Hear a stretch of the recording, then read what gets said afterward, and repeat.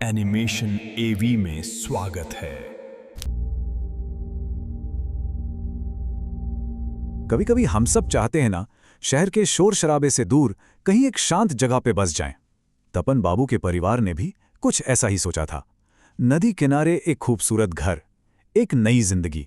पर उनकी ये चाहत एक ऐसे खौफनाक सफर की शुरुआत थी जिसकी किसी ने कल्पना भी नहीं की थी, क्योंकि उस शांत दिखने वाली नदी के पानी में कुछ बहुत गहरे और भयानक राज दफन थे। जरा सोचिए, एक अंधेरी तूफानी रात, आसमान से बरसता पानी, बिजली की गड़गड़ाहट और नदी जो गुस्से में उफान पर थी, मानो सब कुछ निगल जाना चाहती हो। ऐसे ही डरावने मौसम में तपन बाबू का परिवार अपने सपनों के नए घर पहुंचता है। उनके मन में कितने ही सपने थे, एक सुकून भरी जिंदगी, बच्चों की खिलखिलाहट, लेकिन उस घर और उस नदी ने उनके लिए कुछ और ही सोच रखा था। बहुत जल्द उनके सारे सपने एक ऐसे बुरे ख्वाब में बदलने वाले थे जिसका कोई अंत नहीं था। तो परिवार बंगले में दाखिल होता है। पहली नजर में सब कुछ ठीक था, लेकिन हवा में एक अजीब सी बेचैनी थी, एक ऐसी खामोशी जो कानों में चुभ रही थी। और इस बेचैनी की पहली वजह बना उस घर का केयरटेकर, भुवन काका। भुवन काका का बर्ताव शुरू से ही समझ से परे था। पहले तो वो कहता है कि गांव के लोग अंधेरे में नदी के पास नहीं जाते, और फिर वही आदमी उनकी गाड़ी से भी तेज पैदल चलकर बंगले पर पहुंच जाता है। और जब परिवार उससे कहता है कि उन्होंने उसे नदी किनारे देखा था, तो वो साफ मुकर जाता है। और फिर वो ये अजीब सी चेतावनी देता है, कोई भला किसी को एक खूबसूरत नज़ारा देखने से क्यों रोकेगा। भुवन काका की इस बात ने उस जगह के रहस्य को और भी गहरा कर दिया। आखिर वो उन्हें किस चीज से बचाना चाहता था, या किस चीज से दूर रखना चाहता था। भुवन काका की बातें तो बस एक शुरुआत थीं।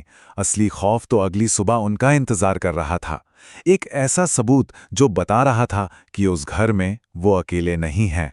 रात के तूफान के बाद सुबह बिल्कुल शांत थी। ऐसा लगा जैसे सब कुछ ठीक हो गया हो।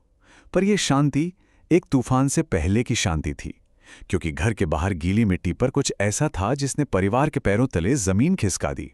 वो निशान घर से बाहर नहीं, बल्कि नदी से निकलकर सीधे घर के दरवाजे तक आ रहे थे, जैसे कोई रात के अंधेरे में उफनती नदी से बाहर निकलकर उनसे मिलने आया हो।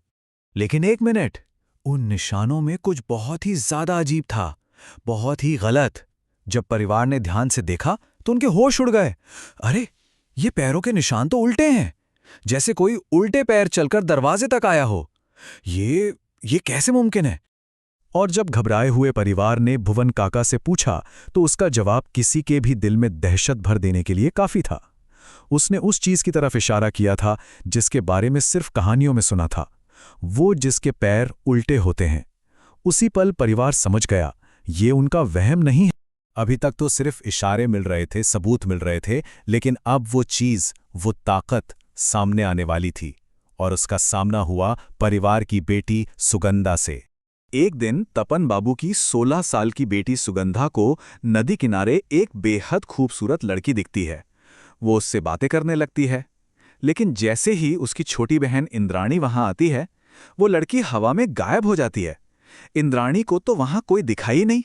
उसे लगा कि उसकी दीदी शायद अकेले में ही बातें कर रही है। और उस रहस्यमयी लड़की ने सुगंधा से क्या मांगा पता है? उसने मांगा, मुझे मछली दो। इतनी अजीब मांग। और यही मांग उस इलाके की एक भूली बिसरी खौफनाक कहानी से जुड़ी थी। मेछो भूत की कहानी, एक ऐसी आत्मा जिसे सिर्फ कच्ची मछली की भूख थी। सुगंधा ने सोचा कि शायद वो एक सपना था और बात आई गई हो गई।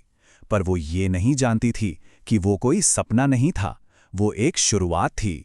और उसी शाम घर लौटते हुए उसे उस भूख का असली मतलब समझ आने वाला था। शाम ढल चुकी थी। सुगंधा बाजार से लौट रही थी।